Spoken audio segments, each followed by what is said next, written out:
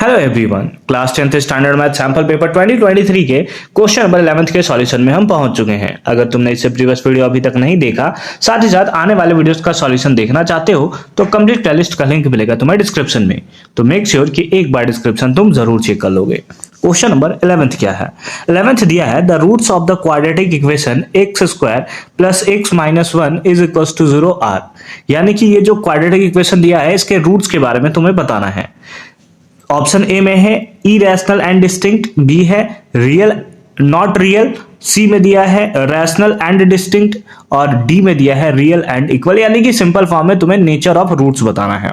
अब nature of roots अगर तुम ध्यान में याद रखो तो क्या था, डी का वैल्यू हमें निकालना होता था, यानी डिस्क्रिमिनेंट निकालना होता था। और डिस्क्रिमिनेंट का फॉर्मूला क्या होता था, बी स्क्वायर माइनस 4ac, है ना, बी स्क्वायर माइनस 4ac।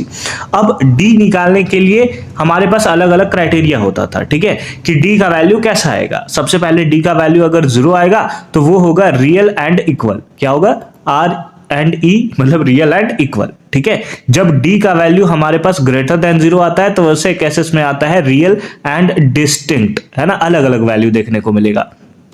और जब d का वैल्यू लेस देन 0 आता है तो वैसे केसेस में वो रियल नंबर नहीं होता, है ना, इमेजिनरी नंबर होता है। जो क्लास 11th में आप पढ़ोगे कि इमेजिनरी नंबर क्या होता है, आयोटा क्या होता है ना, वो सब 11th का पार्ट है, ठीक है। तो सबसे पहला हमारा काम क्या है, d का वैल्यू फाइंड आउट करना। उसके लिए ये जो क्वेश्चंस आपको गिवन है उसके बेसिस पे a b c तुम फाइंड आउट कर लो। जैसे x स्क्वायर का कोएफिशिएंट कितना है 1, तो a का वैल्यू कितना होगा 1, b का कोएफिशिएंट b का वैल्यू कितना होगा, तो x का कोएफिशिएंट देखो, x का कोएफिशिएंट कितना है 1, तो यहां पर 1 हो गया।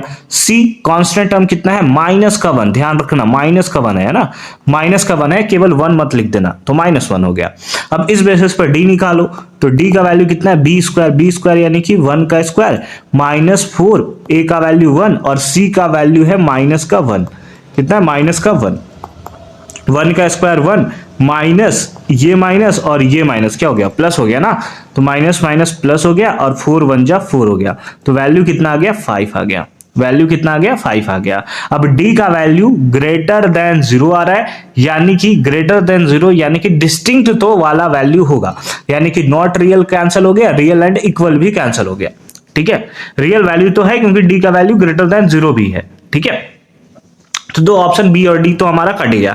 अब हमारे पास है कि रैशनल है या फिर इरेशनल है। तुम बोलोगे सर 5 दिख रहा है और 5 तो हमारा रैशनल नंबर होता है, तो आंसर हमारा रैशनल नंबर होना चाहिए, यानी कि ऑप्शन सी होना चाहिए। बस यही तो गलत कर रहे हो तुम। देखो x फाइंड आउट करने के लिए जो फॉर्मूला होता है वो क्या होता है, x फाइंड आउट करने के लिए फॉर्मूला होता है -b plus minus root under d by 2a, by क्या 2a।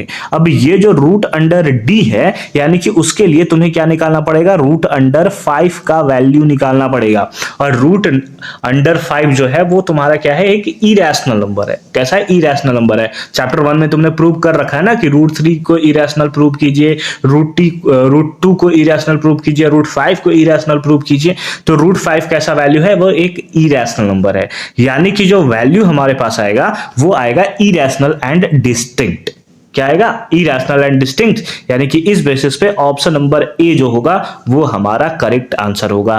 तो जल्दबाजी में, है ना, फटाफट करने के चक्कर में तुम्हें गलत नहीं करना है, ठीक है। इस टाइप के क्वेश्चन जो है तुमसे नंबर छीन के ले जा सकते हैं और 80/80 का जो तुम्हारा सपना है ना वो तुम्हारा इसके कारण ओझल हो सकता है, ठीक है। तो ध्यान रखना है हर एक क्वेश्चंस में, अगर तुम्हें 80 आउट ऑफ 80 स्कोर करना है तो। आई होप कि तुम्हें ये पार्ट भी एकदम क्लियर फॉर्म में समझ में आया होगा। मिलते हैं नेक्स्ट वीडियो में क्वेश्चन नंबर 12 के सॉल्यूशन के साथ। कंप्लीट प्लेलिस्ट का लिंक मिलेगा तुम्हें डिस्क्रिप्शन में, तो एक बार डिस्क्रिप्शन तुम जरूर चेक कर लोगे।